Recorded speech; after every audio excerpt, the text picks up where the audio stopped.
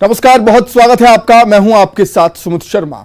उत्तराखंड में बस हादसे के बाद ग्राउंड जीरो से लौटे सीएम शिवराज ने भोपाल स्टेट हैंगर पर प्रेस कॉन्फ्रेंस की। सीएम शिवराज ने कहा कि हादसे के बाद मैंने तत्काल उत्तराखंड के सीएम से बात की।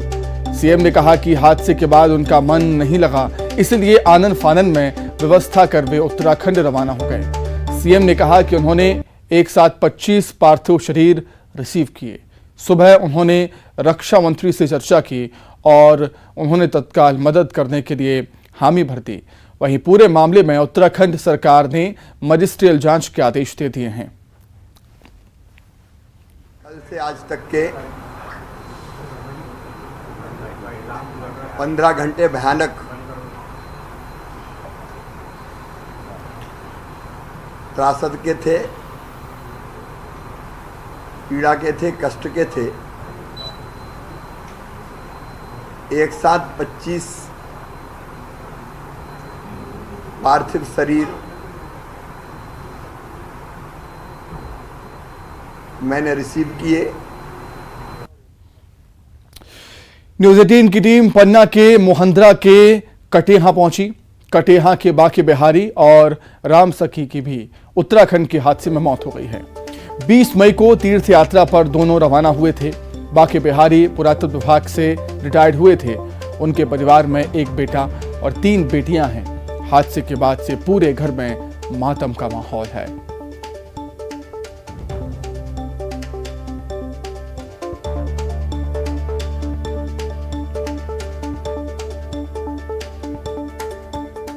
भीषण हादसे से पूरा पन्ना जिला ही हम कह लें गमगीन है। इस वक्त हम मोहद्रा में कटेहा परिवार में पहुंचे हैं, जहां बाके बिहारी अपनी पत्नी के साथ रवाना हुए थे इस तीर्थ यात्रा में और 20 मई को रवानगी उन्होंने ली थी। बाकायदा गाजे बाजे के साथ उनकी रवानगी की गई थी, लेकिन जैसे ही कल घटना सामने आई पूरा परिवार गमगीन। इस वक्त मैं उनके घर पर ही मौजूद हूँ। उनके बेटे जो हैं और जो अन्य सदस्य हैं परिवार के, वो यहाँ पर आए हैं। माफी चाहूंगा इस वक्त आपसे मैं बातचीत कर रहा हूँ, लेकिन जब ये खबर आपको लगी, आखिरी बार आपकी बात कब हुई थी माता पिता जी से?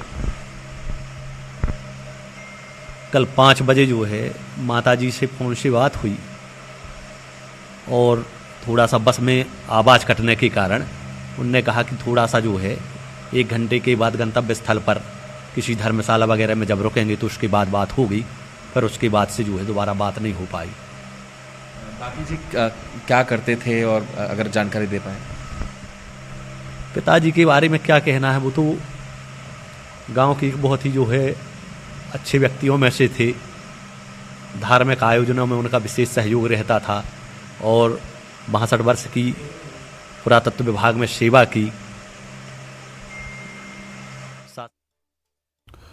तो न्यूज 18 की टीम मोहंद्रा गांव पहुंची, जहां उत्तरकाशी में हादसे के बाद गांव में मातम पसरा है। गांव में दुखों का सैलाब। उत्तराखंड में हुए भीषण बस हादसे में मृत परिजनों से मिलने न्यूज 18 पहुंचा है। अब मोहंद्रा में कटेहा परिवार के 4 सदस्य जहां पे काल को कलावित हो गए हैं, वहीं पर एक कटेहा जी के मझले भाई भी एक्सपायर हुए हैं। आइए जान लेते हैं कटेहा जी के दुख को। खैर शब्द तो नहीं होंगे कटेहा जी के पास, फिर भी मैं आपसे पूछना चाहता हूं, अंतिम बार कटेहा जी बात कब हुई आपसे? 10 बजे के लगभग बात हुई थी हमारी। क्या बोले? तो बोले हम बस में बैठ रहे हैं मनोत्री के लिए और अभी हरिद्वार में, अब यहाँ से रवाना हो रहे हैं। तो हमने ठीक है अब निकलो आप। हमने उनसे आशीर्वाद मांगा, उन्हें हमने चरण स्पर्श का, उन्होंने कहा खुश रहो। बस इतनी हमारी बात हुई उनसे और वे रवाना हो गए। हम अपने काम में लग गए। उनके साथ और कौन कौन गया था? भाभी भी हैं साथ में और हमारे परिवार के 2 लोग और हैं, बाकी कटेहा और भाभी हमारी राम सखी और हमारी भाभी सरोज कहाँ हैं और मंझले भ्राता मेनका प्रसाद कहाँ है। 4 लोग हमारे परिवार से। क्या पहली बार तीर्थ यात्रा पर गए थे? दूसरी बार। जी हमारे जो भ्राता हैं पहली बार हुआ एक बार और उनको होम भंडार और भागवत सब हो गई। दोबारा जी फिर से गए और विरक्त हो गए थे, उस हिसाब से उनका फिर से मन हुआ तो चले गए।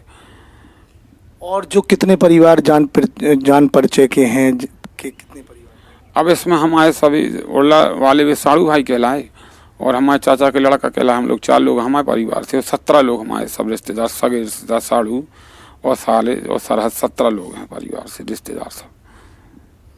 प्रशासन से कोई मदद, प्रशासन से कोई आश्वासन? अब प्रशासन तो पूरा लगा ही है, प्रशासन ने तो सब कुछ किया, तब तो ये सब संभव हो रहा था, तो अभी तो पता ही नहीं चलता कैसा क्या है। और सब प्रशासन ने अच्छा काम किया, जिसके कारण से ये सब उपलब्ध समय पर सब हो जाएगा। अभी कलेक्टर साहब, DIG साहब, कमिश्नर साहब भी होके गए यहाँ से, और पूरा प्रशासन लगा है, संतुष्ट हैं, उनके शासन ने पूरी मदद की है।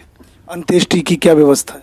अंत्येष्टि तो हमारे वहाँ परिवार के स्मशान भूमि है, वहाँ सारी व्यवस्थाएं हो चुकी हैं, और उस समय पर जैसे ही आएगी मिट्टी, वहाँ से हम लोगों का पूरा सब समय पर हो जाएगा। आज ही कर देंगे? आज ही हो जाएगा जी देखिए, अंत्येष्टि की व्यवस्था आज ही है, समय पर पार्थिव शरीर यहाँ पर पहुँच जाएंगे। और जैसा कि कटेहा जी ने बताया कि प्रशासन संवेदनशील है।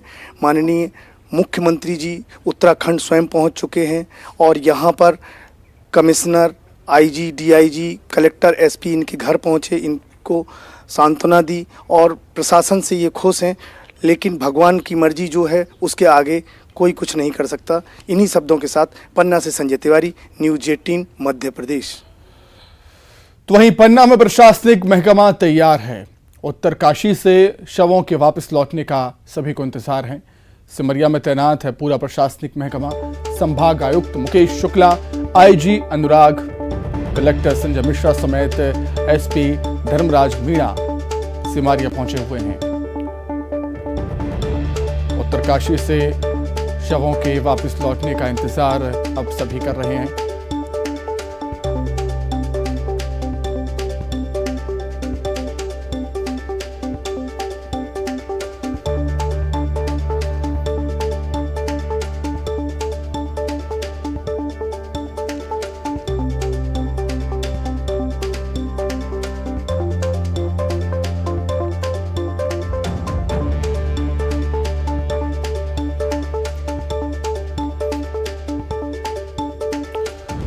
चलिए, अधिक जानकारी के लिए हम सीधे रुख करेंगे हमारे दो सहयोगी प्रतीक अवस्थी और संजय जुड़े हुए हैं इस समय लाइव। प्रतीक, सबसे पहले आपके पास ही आना चाहूँगा। बेहद ही गमगीन माहौल हम कह सकते हैं पन्ना ज़िले का, और उन परिवारों पर जिन्होंने अपनों को खोया है, दुख का पहाड़ टूटा है। और ये तो निश्चित तौर पर कह सकते हैं हम कि जो चला गया उसे दोबारा लौटा नहीं सकते हैं, लेकिन सरकार ने अपनी तरफ से तमाम यहाँ पर कोशिशें की हैं मदद के लिए। यहाँ पर सभी सरकार प्रशासन भी आगे आया है परिवारों के लिए। प्रतीक, देखिए, बिल्कुल हम सुमित कह सकते हैं, क्योंकि रात में ही सूबे के मुखिया जहां एक और पहुंच चुके थे उत्तराखंड, उसके बाद से लगातार प्रशासनिक महकमा भी अपनी तरफ से पूरी तैयारियां कर रहा है। इस वक्त सिमरिया में मौजूद है, जहां पूरा प्रशासनिक महकमा मौजूद है। संभागायुक्त मुकेश शुक्ला, IG अनुराग, कलेक्टर संजय मिश्रा समेत SP धर्मराज मीणा सिमरिया पहुंच चुके हैं, और पूरा प्रशासनिक महकमा यहाँ पर मौजूद है, चूंकि इसे हम एपिसेंटर भी कह सकते हैं। आसपास के जितने गाँव हैं, चूंकि कुल 25 शव जो है वो खजुराहो एयरपोर्ट पहुंचेंगे। इनमें से 24 शव पन्ना जिले के हैं, जबकि एक शव बिजावर छतरपुर का है। इनमें बुद्ध सिंह साटा में 8 जो मृत शरीर हैं वो आएंगे। मोहद्रा के 4 हैं, कोनी के 2, पवई के 2, उड़ला के 2, चिखला का 1, ककरहटा का 1 और कुंवरपुर के 2 जो शव हैं वो कुछ ही देर में हमें कह सकते हैं खजुराहो एयरपोर्ट पहुंचेंगे। इस लिहाज से सिमरिया फिलहाल एक एपिसेंटर के रूप में प्रशासन ने बनाया, और तमाम प्रशासनिक अधिकारी यहाँ पर पहुंचे हुए हैं। ये उम्मीद लगाई जा रही है कि अगर जल्द शव पहुंचेंगे तो समय पर उनका अंतिम संस्कार हो सकेगा, क्योंकि अगर सूर्य ढलता है तो अमूमन परिवारजनों का यही कहना था कि अगर सूर्य अस्त हो जाएगा तो वे कल इस अंतिम क्रिया को जो है संपन्न करेंगे। देखना होगा शव कितनी देर में खजुराहो पहुंचते हैं, और जैसे ही शव खजुराहो पहुंचेंगे तो प्रशासन की यही तैयारी है कि जल्द से जल्द उन्हें संबंधित उनके परिजनों के सुपुर्द कर दिया जाए, ताकि वो अंतिम संस्कार कर सकें। और अगर समय रहते सूर्यास्त के पहले ये संभव हो जाए तो ज्यादा बेहतर होगा। ठीक, संजय का रुख कर लेते हैं। संजय पन्ना में मौजूद हैं, और संजय उस परिवार के साथ मौजूद है जिन्होंने अपनों को खोया है। संजय,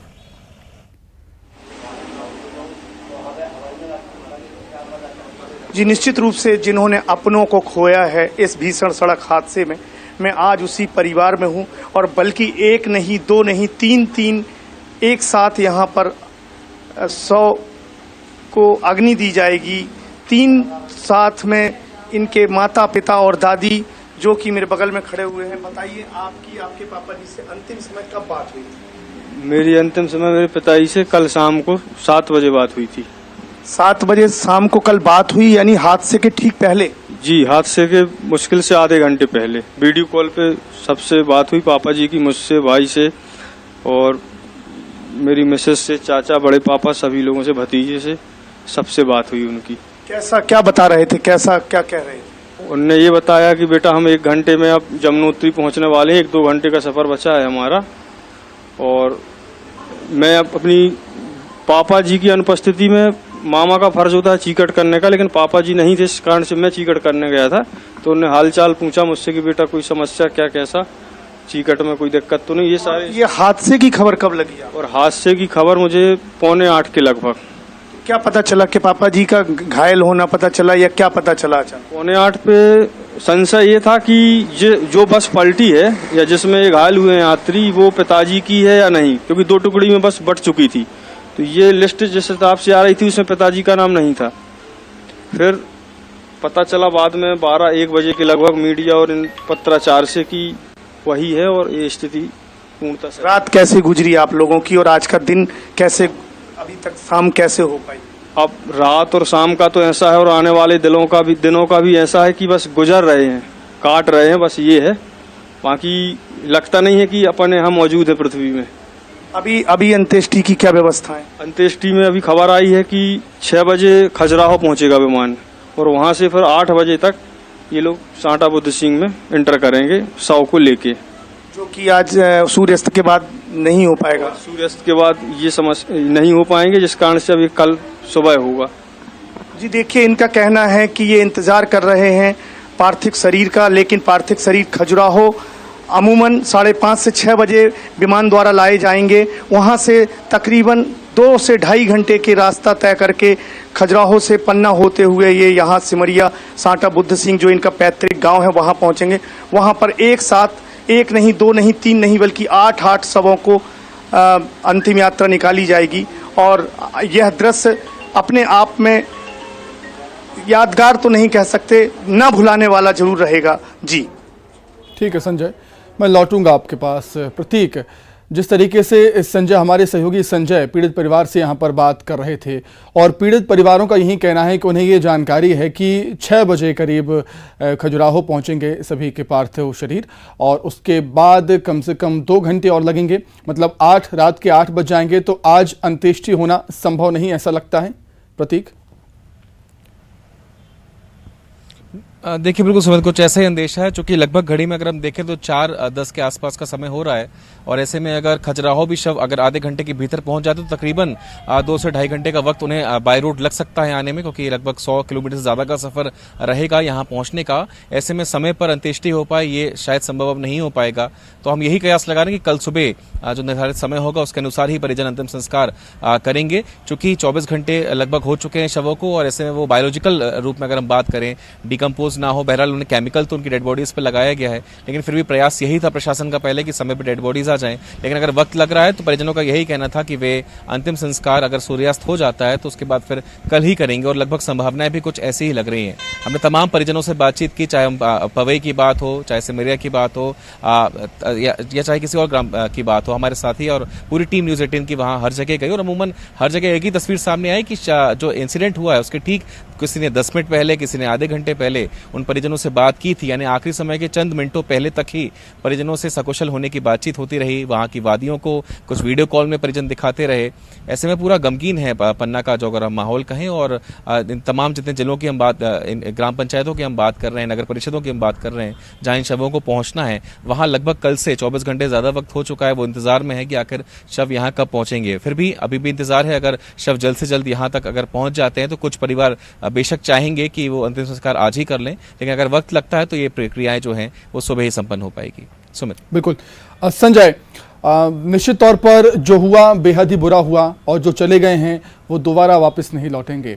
लेकिन मैं चाहूँगा आप उस पीड़ित परिवार से बात करें और जानें कि जिस तरीके से सरकार ने तत्परता दिखाई है, संवेदनशीलता दिखाई है, खुद सीएम शिवराज रात में ही उत्तराखंड रवाना हुए थे, तो सरकार के इस एक्शन को, सरकार की संवेदनशीलता पर कुछ कहना चाहें पीड़ित परिजन? संजय जी बिल्कुल, मृतक के जो पुत्र हैं हमारे साथ में हैं, मैं एक बार फिर जान लेता हूं। देखिए, जिस तरीके से माननीय शिवराज सिंह चौहान जी ने संवेदनशीलता दिखाई है और वो उत्तराखंड पहुंचे और आपके परिजनों का पार्थिव शरीर जो समय पर पहुंचाने की पूरी कोशिश करी, क्या कहेंगे प्रशासन? प्रशासन ने अच्छा सहयोग किया है हमारा, और जिस हिसाब से घटना की हमें जानकारी मिली थी उस हिसाब से जिला अमला, प्रशासन, सारे लोगों ने संवेदना व्यक्त की आकर, और वहां पहुंचकर घटना स्थल पर पहुंचकर अच्छी मदद की, इसके लिए हम अच्छा कहेंगे। प्रशासन का धन्यवाद करेंगे। और कोई मांग होगी आपकी? आपके पिताजी शिक्षक थे, तो घर में पीछे कितने लोगों को छोड़ गए हैं? कैसा परिवार का माहौल रहेगा? अब मैं और मेरा एक छोटा भाई है जो अभी पढ़ाई कर रहा है, प्रेजेंट टाइम में तैयारी कर रहा है, और मैं हूँ। कोई आपकी प्रशासन से मांग? प्रशासन से मांग ये है कि जो मांग होनी चाहिए और जो देना चाहिए उनको, वो मांग दें और हम लोगों की सहायता करें, क्योंकि ठीक है संजय, बहुत धन्यवाद आपका, और प्रतीक आपका भी बहुत शुक्रिया जुड़ने के लिए और तमाम बातचीत के लिए आप दोनों का बहुत धन्यवाद।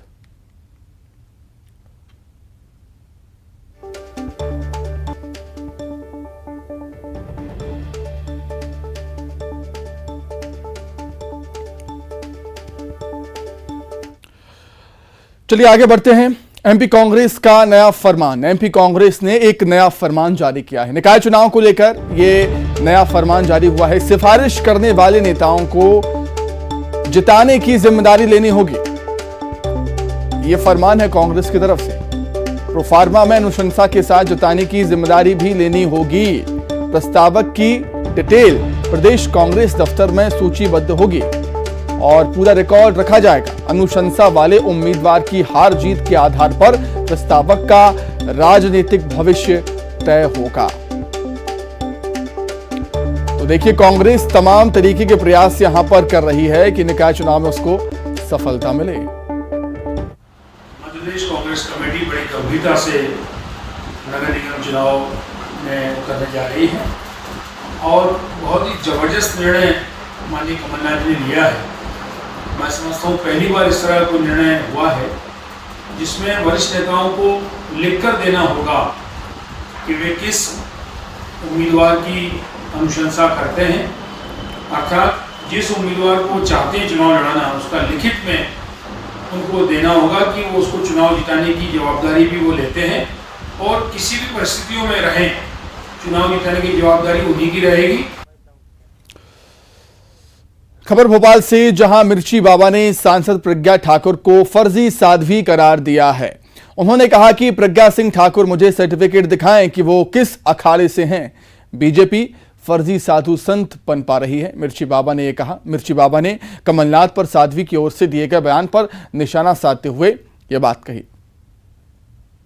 फर्जी साध्वी प्रज्ञा पर सर्टिफिकेट दिखाए प्रज्ञा मुझे किस अखाड़े से है, और यह दिखाए क्या साधुओं की यह भाषा होती है कि भारत के एक सपूत कमलनाथ जी जैसे पर मां पर प्रसन्न उठाना, यानी कि पूरे भारतवर्ष की माताओं पर प्रसन्न उठा देना, पूरे भारत माताओं की कूख पर प्रसन्न उठा देना, और मीडिया मौन लेके रहती है क्या? ये